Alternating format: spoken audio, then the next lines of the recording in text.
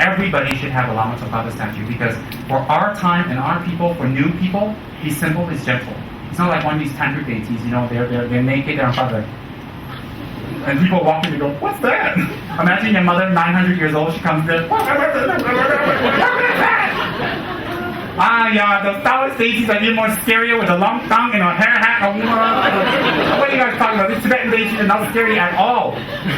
All these Chinese people come to the altar and they say, oh, what's that? What like that? What? They always come and say, why are they so fierce? I said, no. You go to your Taoist gods, you see, the black one and the white one with a long tongue from hell to take you when it's time. Isn't that scary? What are you guys talking about? And then the Indian gods, have you gone to the Indian temples? Oh my God, all these hands, tigers, and it's quite scary. And even the Christians, you go into the Bible, you see the cherubs, you see those guardians.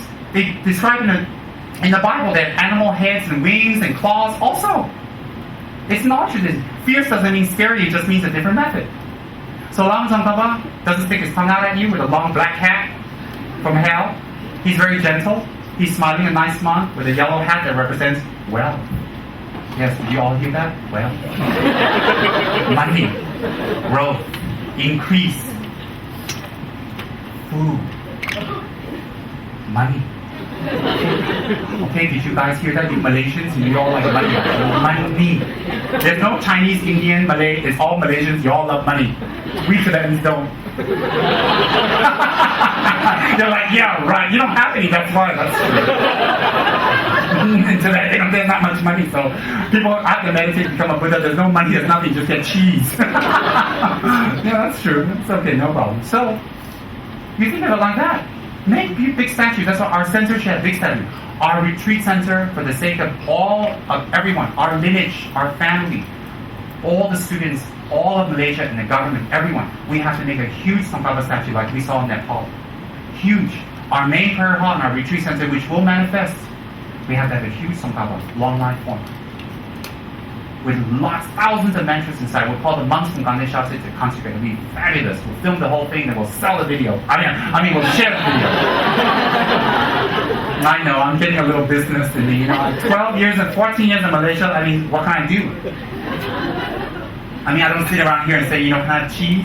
Okay, so, yeah, we have to have a big one. And our retreat center will manifest no matter what it looks like now. It will manifest. We work toward it.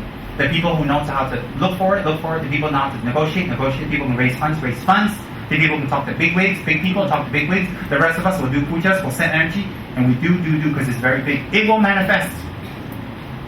It will definitely manifest. It's a guarantee. By hook and crook. I will not be wrong on this. So on this retreat center, we must have a big Tsongkhapa there. Huge. Lots of tatas inside. Just think, can you imagine you guys driving up somewhere, up to meet me?